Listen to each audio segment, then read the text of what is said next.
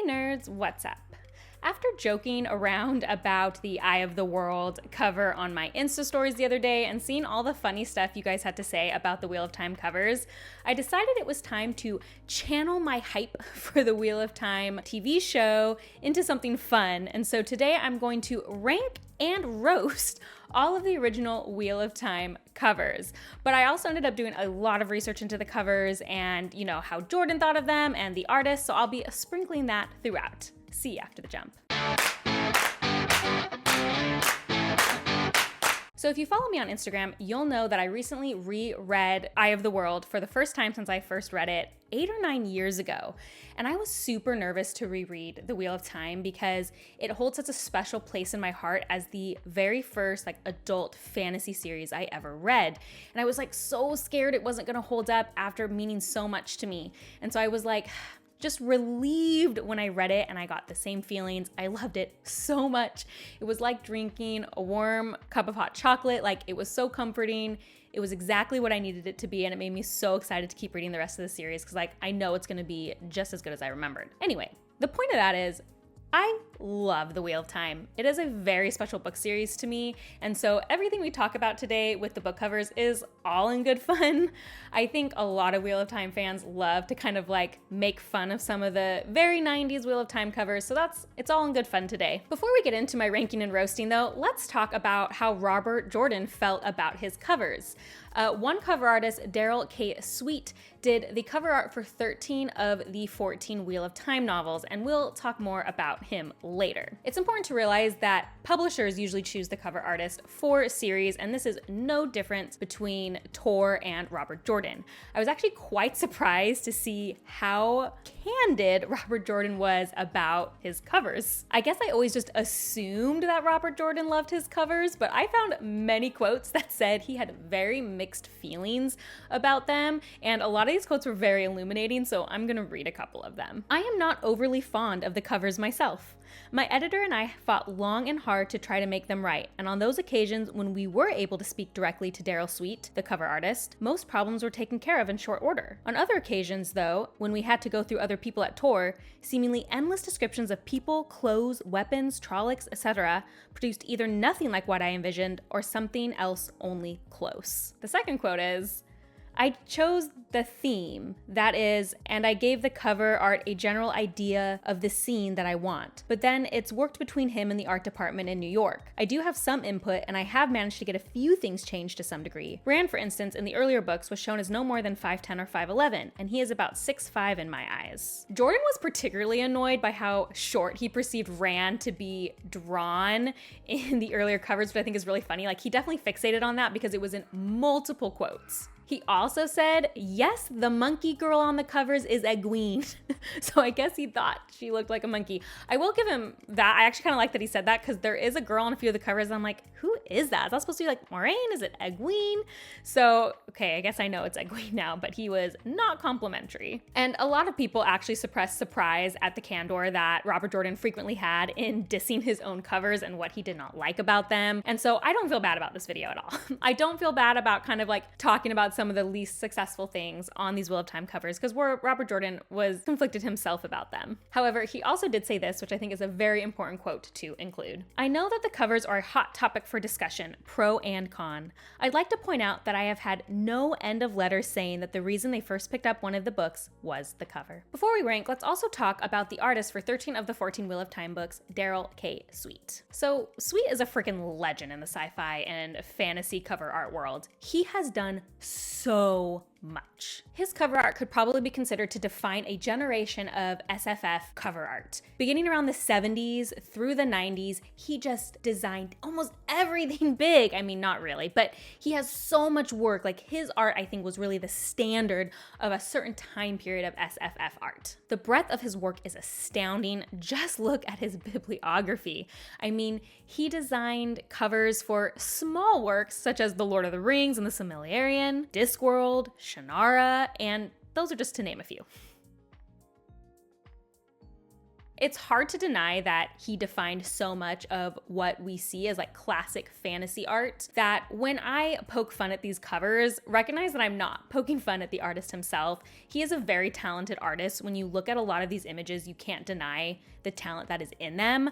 I think where most of my criticism often comes from is how the discrepancy between what's on the cover art and the book itself, like the descriptions within the book, which isn't always Sweet's fault, as if you notice, Robert Jordan did say like when they could talk to Sweet directly, he did everything he could to fix what they wanted fixed. That being said though, I do think his artwork is of like a kind of different generation, and it might resonate more with people who were growing up during that time and reading those things. I didn't really start reading adult fantasy until the 2000s, and so because of that, a lot of that 90s artwork doesn't necessarily resonate with me, and so I do have some more criticism of it. Doesn't mean it's bad art, just kind of art that isn't necessarily of its time right now. I should also note that Sweet passed away before being able to finish the cover art for the final 14th book in the Wheel of Time. I don't know why, but that always makes me a little emotional. There's something, I don't know the right word for it. Weird isn't the right word for it, but just strange that both the originator of the series, the author of the series, and the original artist both passed away before being able to finish a very big, important work in their lifetime. There's something so interesting about that parallel to me, and it just for some reason makes me emotional. Like, people were so wanting to see the end of this very impactful series that other people had to step in to pick up where they could not continue. I don't know. I think that's kind of silly that I get emotional about it, but there is just something there that like resonates with me about how they didn't get to see that finished work. One last thing I'd like to say about the cover art is I found this conversation between Isaac Stewart and Brandon Sanderson particularly illuminating. They obviously got asked a lot about the Wheel of Time while Sanderson was finishing the Wheel of Time, and so this quote was in relation to covers of the Wheel of Time. I thought it was very interesting. Isaac said, "However, I'm in the process of designing a book for a New York publisher, and I found that in some cases, the cover that the author wants and the cover that the publisher wants is something different. And the publisher in most cases knows better where they want to sell it and who they want to market it to than the author. So that's why a lot of time there's a discrepancy between what's inside and what's on the outside." And Sanderson added, "I've heard from publishers that they consider the cover art to be a poster for the book, not an illustration of the book, and those are two different things." In another interview that wasn't quite as succinct as this one, which is why I included this one instead, Jordan iterated very similar points about how what he wanted or an illustration of the cover of his book was different than what the publisher wanted because they were trying to market it to a very specific audience. So I think that's a very interesting thing to keep in mind. Okay, it's time to rank and roast the Wheel of Time covers. We're finally there after that bit of history. I hope you found it interesting. I personally found it very interesting. And so before we get started, I know just one more really important thing. I'm going to be not doing any spoilers for content of Wheel of Time books. I will not be talking about any events, even if they're depicted on the covers. I'll say whether or not I like that they depicted that event, but I will not talk about it in order to not spoil. However, I will be talking about which characters are on the cover of the book. So if you feel like knowing which characters make it to a certain book is a spoiler, just be warned that I will be talking about characters. Second, I did all of my research after I personally ranked the covers. So any of Jordan's comments that are similar or agree with me, like I didn't know about them beforehand. And I feel like that's important to say because sometimes Jordan does agree with what I say and I felt very good about that. Let's start with the Eye of the World. Now, I had to talk about the Eye of the World on my Insta cover because there's just so much to talk about in this one. I mean, why does Moraine look like she is 7 years old? Like, it is so crazy to me. She is on a pony, like compared to Lan's horse. And I had put it in my Insta story. I'll put maybe the quote up here. But canonically, it says that her and Lan's horses are bigger than all the Two Rivers horses. And it's not just his, it's also Moraine's. So this is not canonically correct. I will never understand it. There's so many covers where she is like this little tiny child on this. Like, that is not a grown woman. Like, I am short. Okay, that's not what I'd look like on a horse. I wouldn't be given this little tiny horse. So absolutely, that's like one of the funniest things to me. Also, Lan is in full armor, dual wielding here. Never understand it. Also, someone pointed out to me, I'd never heard this before, but Rand looks like Nick Cage.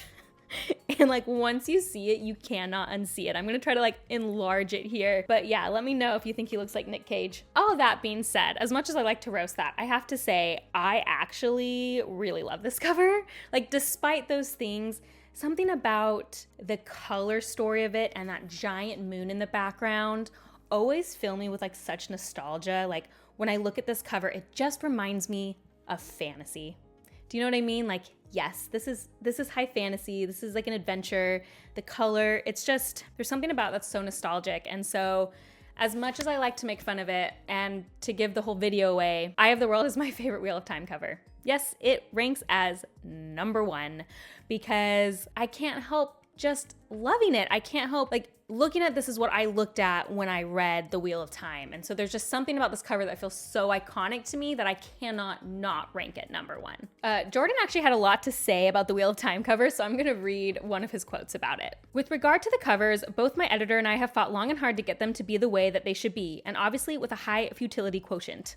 Countless descriptions of Trollocs pointing out that Rand is approximately 6'5" to 6'6" tall, descriptions of the swords, of Perrin's axe, etc. The dwarf Moraine on a pony problem was only the first, along with Lan being in armor and the Robin Hood clothes. I do not assign blame. On those occasions when either my editor or I have been able to speak directly to Darrell Sweet, the problems and sketches have been solved, handily for the most part. You did not realize that there were discrepancies in the sketches which never made it onto the covers, did you? Sometimes you just give up after a while, with Rand's height, for instance. I just like that quote, even though it reiterated a lot what we said. I did like that he said that Sweet would fix the stuff when they were able to ask him to, and so he always didn't assign the blame to Sweet, even though he did get annoyed by some of those problems, again, Rand's height in particular. I also like how he explained about Trollocs, which we'll see more in The Great Hunt, so the next book, where how they were basically like hairy men with like ram armor, but it's like, no, that's not what they are. Also, Jordan said that this was his favorite cover of all of them, so like, I guess I have taste. Before we move on, a little interesting bit of trivia for you. If you look at the Wheel of Time cover or the Eye of the World cover, there's actually an extra Two Rivers person, which I always assumed was just like a really bad representation of Tom Marilyn, but no, it actually was a fourth Two Rivers person. And so they've talked about it. There was originally supposed to be four, and the fourth boy's name was Daniel. And that was said by Sanderson in an interview. And they got rid of Daniel because Harriet, Jordan's wife, pointed out that that boy didn't really do a lot in the story and that he was not needed. Something I find interesting though is like there's also the speculation that that might have been made up and it was just a way for them to subtly shade the cover art, and so they made it a private joke between Robert Jordan and his wife Harriet. I guess some fans think that. I don't know. I don't believe that. I think there really was a fourth guy because Jordan brought it up in multiple interviews while I was doing my research, and so I feel like it'd be really weird to play that joke over and over again, so I err on the side that the mysterious fourth Daniel was true. I also want to say I forgot that like they made Egwene blonde, so I don't get that. It's stated very clearly that she is not blonde. Okay, I gotta go through these faster. Let's talk about The Great Hunt. So I don't like The Great Hunt's cover very much. Is this supposed to be Loyal on the front? Is that who that is? Like I haven't reread The Great Hunt, so I'm trying to think of who else would be in it that looks like that, but that just doesn't seem right. I thought, is this supposed to be Moraine? No, I think because of what Jordan said, that's actually Egwene, which, nope, don't like it. Also, my entire life, well, not my entire life, since I read the books 9 years ago, I thought that this was Matt for certain reasons, and I guess it's actually Rand. Again, with the kid, like it doesn't look like Rand, I guess the short thing, and there's just something about the faces, I don't know, they just don't resonate with me. And then the Trollocs obviously are the problem. Robert Jordan talked about how they just look like men with ram horn helmets, which like also confused me. I was like, are those supposed to be Trollocs? And I guess they are. Yeah, there's just something about this that doesn't thrill me. The color story doesn't really thrill me, like the greens and reds, kind of Christmassy. I just don't love it. So for me, The Great Hunt ranks as number 7 of the book, so just middling. Let's move on to The Dragon Reborn. So I actually like a lot of The Dragon Reborn. Let's start with the roast, which is Rand looks like he's in a production of Shakespeare's Hamlet. Don't get his outfit at all. It just like doesn't make sense to me. And then same with like Perrin and Matt over here. Like Perrin's looking like Conan the Barbarian. Like I don't understand why. And then Matt's also in the Shakespeare party, so I don't understand, where Perrin just didn't get the memo that they were, doing Shakespeare. I do kind of like this like hidden back thing, which again, I meant to talk about this. Like a lot of these pieces I think look a lot better as just pieces of artwork without text on them, because a lot of the detail gets lost when it's printed. But other than that, I actually like this cover in terms of like the composition. I think it's really eye-catching. The glowing sword, again, I don't want to give things away, on the front, and him reaching for it and it floating, and the very orange, red, bold. I really like the simplicity of it, which is I tend to like simple covers. So I actually do like it. I do also love, Balazam. That's how I say it. I know you guys are gonna kill me for that, but I love that on the side. There's something so creepy about it when it's staring at you from a bookshelf, but I like it. Creepy in a good way. It's bold. So the Dragon Reborn is actually my number 4 book. I like this one a lot, and so yeah, this is number 4 for me. I did find a funny story about the Dragon Reborn cover that I want to relate because I liked it, which is the quote that said, Jordan also related an amusing story about the cover from the Dragon Reborn. The Jordans own the original final painting that became the cover for this book. They have it hanging at the end of the hallway by the stairs. A few months after the painting was delivered, Darrell got a call from Harriet asking if he could fix something for her. Of course he would. What was it? Well, she could see the floating head of Ba-Alzamon from the spine from her bed at night, and it bothered her. Could he please remove it? So Darrell obliged, and now the painting we all know as the cover for that book no longer exists. I thought that was a hilarious story, and I don't blame her because it kind of freaks me out on my bookshelf, so I can't imagine if I was like seeing it from my bed. I just thought that was a cute, sweet story. Next up, The Shadow Rising. I don't like this cover. It's just boring. Like, they're just hanging around a campfire. Like, this was the most exciting scene that the publishers wanted on the cover of this fantasy novel. Like, that's what I can't get behind my head, because if I remember correctly, I really liked The Shadows Rising. It had a lot of good stuff in it. So like this is what you're choosing to show? I don't know. Egwene looks terrible in this one. Again, she looks like a child, but not the right kind of child. Like, I know they're teenagers. I mean, she looks like 12. And just the hair and the outfit, I don't get it. And Matt and Rand, it is funny because Jordan complained a lot about how Rand had a different face on every cover, and like, that's something Sweet could have fixed. And he does, like, you're like, is this Rand? But just, I think this must be a tinker wagon. I don't know. I find it just to be such a bland cover. Like, what would draw me in to want to read this novel based on this? Like, especially because the inside novel is so much more exciting. The Shadow Rising ranks number 10 for me. I don't actually have a lot of great to say about it. I think it's a weird scene to choose. Fires of Heaven is next. Fires of Heaven's okay. I really like the setting. Like, the way they drew all of the buildings, I think is cool and interesting. I don't understand why they did Elaine's back. I'm assuming that's Elaine. Anytime I see red hair on a woman, I assume it's Elaine. Why is she just walking away? I think some of my problem with these books, that's what it is. There's so little action in the cover. Like, they don't feel like they're pushing through. So I do actually like how Rand looks in this book. I think this is the first time I appreciate how Rand looks, in the coat. And, Matt looks okay as well. It just feels like there could be more action. Like, he's literally just standing The color scheme's a little better on this one, but yeah, I don't even have a lot to say about it. This comes in just slightly beating the last one at number 9, only because at least it looks a little more exciting, like they're in a new place. I don't know. Lord of Chaos. Everyone's favorite Wheel of Time cover because it's so terrible. Okay, who is Rand in this? So ridiculous. Look at how giant they made him. Oh my gosh, he looks like a 40-year-old man. He looks like if Fabio cut his hair. Corporate needs you to find the differences between this picture and this picture. They're the same picture. It is the romance novel cover of Wheel of Time.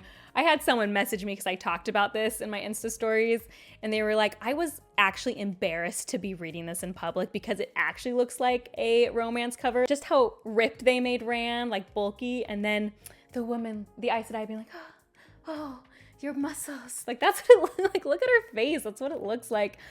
Oh, I hate this cover so much. Some interesting thing is because the hair looks red, I always assumed that was just Elaine, and I hated it even more for that, the way she's has that face. But apparently it's supposed to be a random Aes Sedai of the Red Aja, which is weird to me because I know the back part of her is red, but when I thought of Stoles, I thought of this part right here. So why is it blue? I guess that wouldn't make sense for Elaine either, but it made more sense in my head. I don't know. That surprised me. Jordan described this one as, take my room key, please. Anyway, I also don't love all the oranges on it. This is number 14 for me. I think it's clearly the worst Wheel of Time cover. I don't know what they were thinking. A Crown of Swords.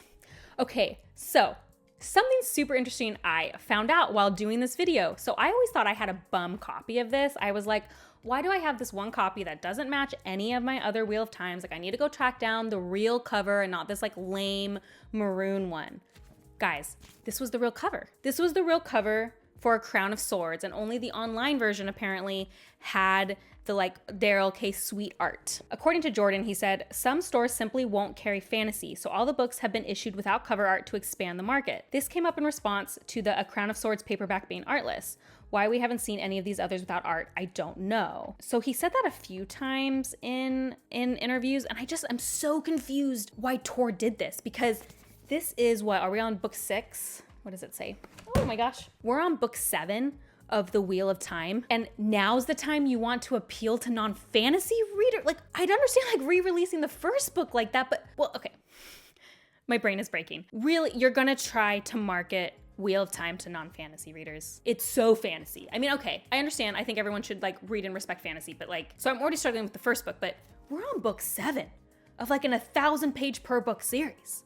And now you're telling me you want to appeal, like, so who's gonna pick up number 7 in a series and read it because it looks like this? I just don't understand the theory at all, and I don't understand why it was one random book in the middle. That being said, I'm gonna rank the one with the Darrell Sweet art for consistency, because otherwise this would be number 14, because at least the others had art. I especially want to rank it, I'm looking at it by the way, because it's terrible again.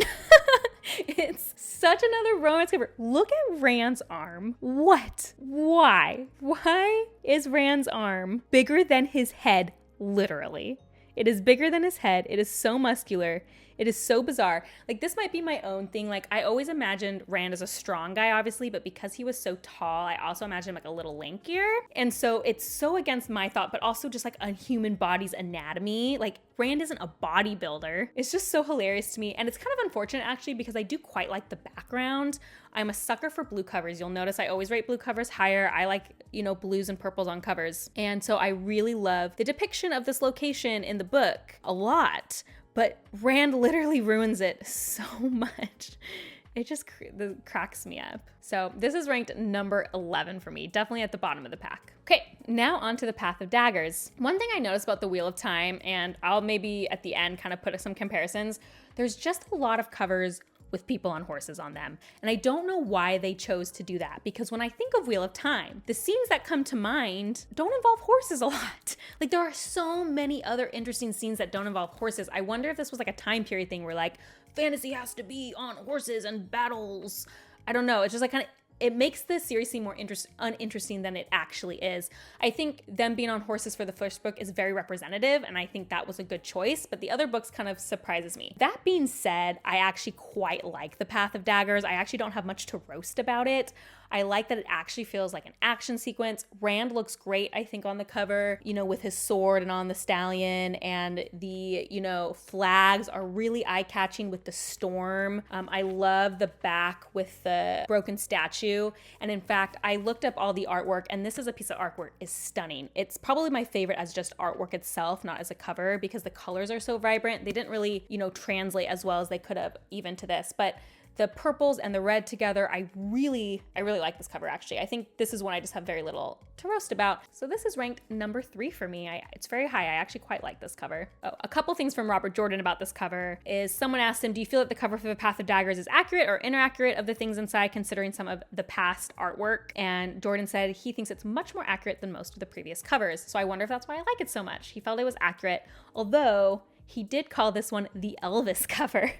So I guess he thinks Rand looks like Elvis? Is it what he's wearing?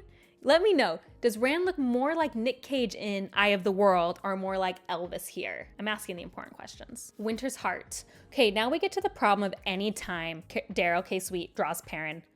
My poor baby Perrin. He did you so dirty. I get that Perrin is shorter than Rand, but he's not a 60-year-old looking 10-year-old. Rand is 6'6".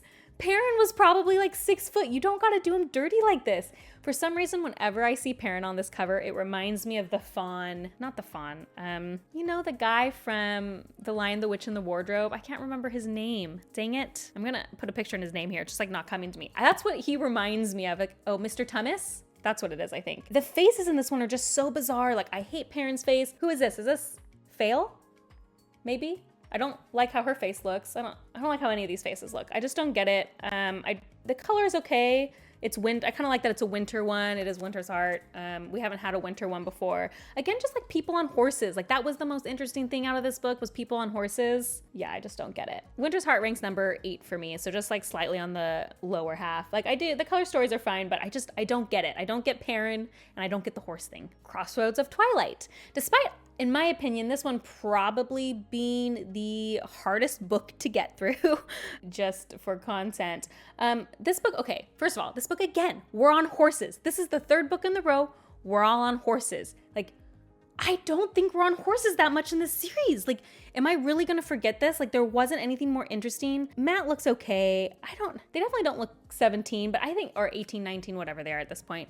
I think that was a very 90s thing though. I feel like a lot of 90s art in general always made people look a lot older on these sorts of covers, but I just don't understand like why it's just another long procession of horses. This one's fine.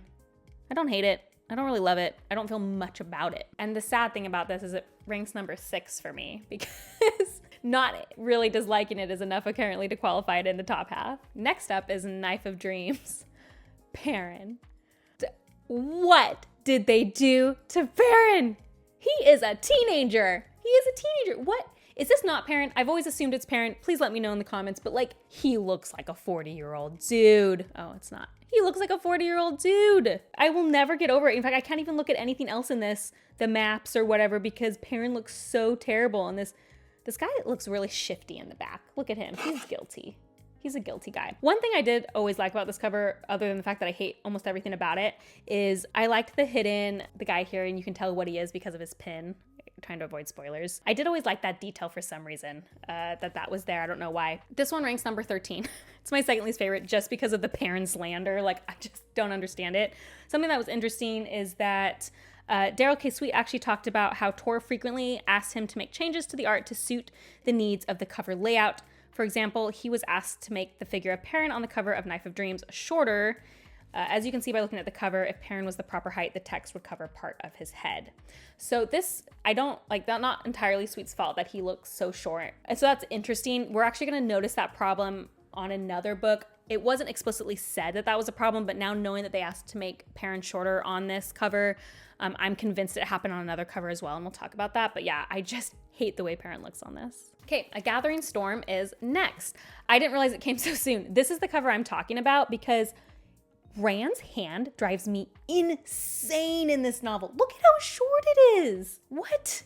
It's so small. It does not look like a normal hand. Also, I guess he lost all his sweet gains from the Crown of Swords cover. Like, his arms would not fit in that if he was as swole as that cover made us believe. I find his face to be kind of bizarre. Looking up, it just looks very strange to me. Is this Elaine again in the background? Why is Elaine always being drawn?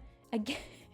What is that dress she's wearing? Maybe it's not. Maybe it's supposed to be a random person, but like, look at that outfit Elaine is in. Elaine is not wearing that. Come on. It looks, again, it gives it a very romance cover look, and I just can't stand that. I will say at least this scene is a cool scene.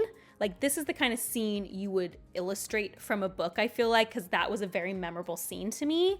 I mean, even though it's been years of reading, like, I remember this scene very clearly, but just the proportions of Rand in this drive me so crazy that this is ranked number 12 for me. It's my 3rd least favorite because of that. Now, interestingly enough, that book does have something interesting that happens surrounding it, which is that a mock-up of the cover got leaked, and both Harriet and Sanderson had not seen it. So all these fans were like, is this actually the cover art? Like, it's not good. Like, I can't believe this is the cover art. And Sanderson in interviews was like, I haven't seen the art. I couldn't tell you if that's the art. And then Harriet confirmed, like, art is not done. Like, I would have seen the art. I would have known. They were right. Like, what was leaked wasn't the actual cover art. You can tell it's like a very sketchy thing to apparently show insiders. Like, that's what it came out to be. It's just like a mock cover to kind of work with until the real one's done. But I am surprised, like, because it is pretty similar to what it ended up being, obviously with a lot more skill. I wonder if people were still upset when they saw the real cover. Like, I'm interested in that story. So if you were reading it when that came out and you knew about that controversy, let me know kind of what the aftermath was, because I only got to see like little snippets in the interviews, but I just thought that was interesting. Okay. Towers of Midnight. So Towers of Midnight, again, is another one like the previous where I just am so grateful at the event they decided to illustrate. We've finally gotten off freaking horses and illustrating a very, very cool scene. in this novel, a scene that I think makes sense to illustrate for this novel. Yeah, everyone looks fine. You know, one thing I will say is like they were pretty consistent. Sweet was pretty consistent about Matt. He gets the same outfit in everyone. He's not as fancy as Rand.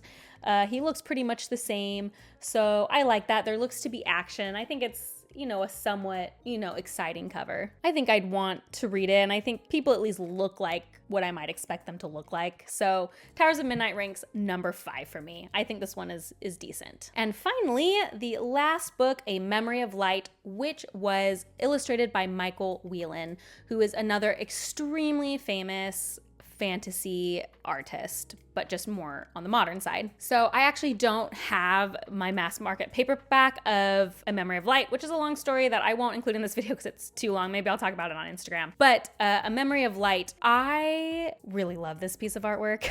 I don't even really think I can roast it. I love how action-filled this feels, even though it's just Rand on the cover. Just the way he's moving gives the illusion of action. I feel like it's very fitting for the last book. This is what I want to see. I think the colors are very beautiful and eye-catching. There is a sense of triumph there, which I think is a feeling you would want to get from a final book in a 14-long series installment. I like it quite a bit. And so if it was not for the nostalgia of book 1, Eye of the World, I think this is my favorite art probably of all of them, but it does rank number 2 just because it doesn't have the nostalgia. I will say though, like Eye of the World and A Memory of Light, I think if you think of an image that is Wheel of Time, one of those two images is what comes into your head. Like I do feel like A Memory of Light's image has become very iconic for the Wheel of Time as well. I just think it was really well done. Now, what is interesting is that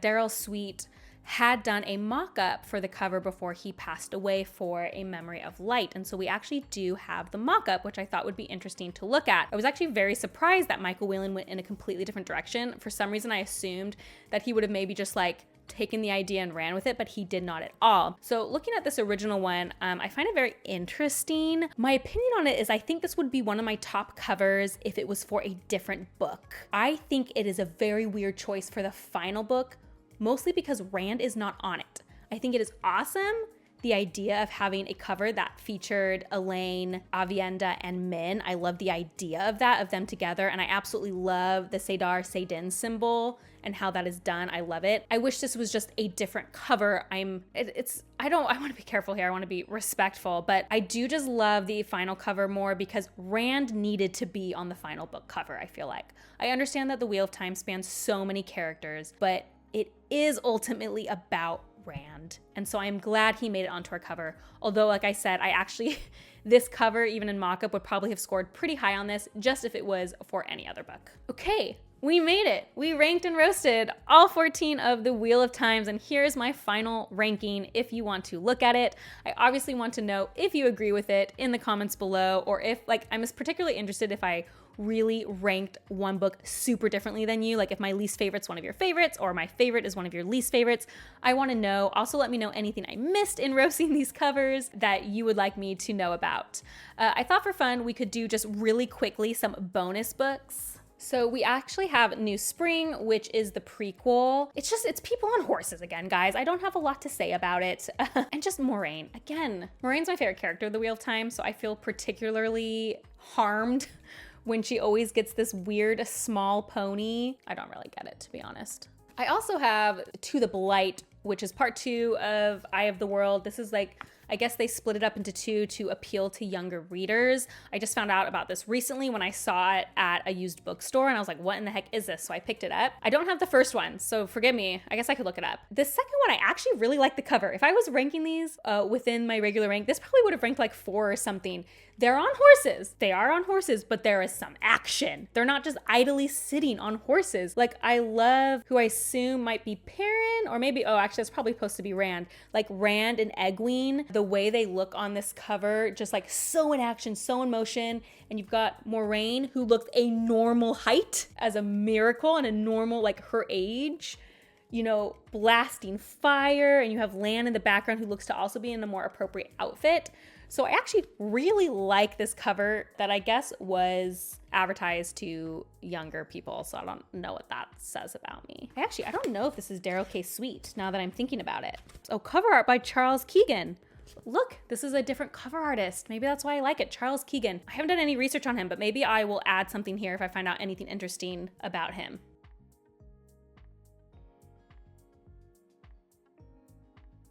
Okay, so the part 1 of Eye of the World is called From the Two Rivers, and it's just people and horses. I don't know why I expected something different after all this, but here we are.